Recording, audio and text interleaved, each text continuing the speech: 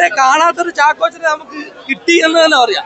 നമ്മളെ ചോക്ലേറ്റ് ലെവലില്ല, അതൊക്കെ മാറി വേറെ ലെവൽ ചാക്കോച്ചൻ. ഫൈറ്റ് എന്ന് പറഞ്ഞാൽ എന്താ ഫൈറ്റ് ഒക്കെ വേറെ ലെവൽ.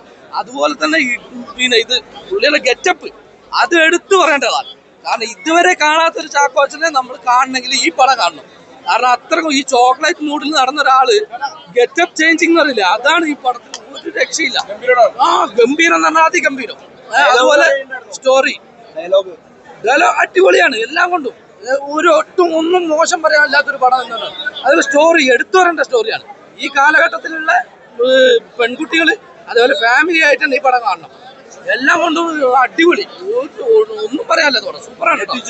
നെട്ടിച്ചു ചാക്കോച്ചൻ നെട്ടിച്ചു എന്നല്ല പറയാം, അക്ഷരാർത്ഥത്തിൽ നെട്ടിച്ചു. നമ്മള് സത്യം പറഞ്ഞാൽ ഇത്രയും ഒരു പെർഫോമൻസ് ഞാൻ പ്രതീക്ഷയില്ല.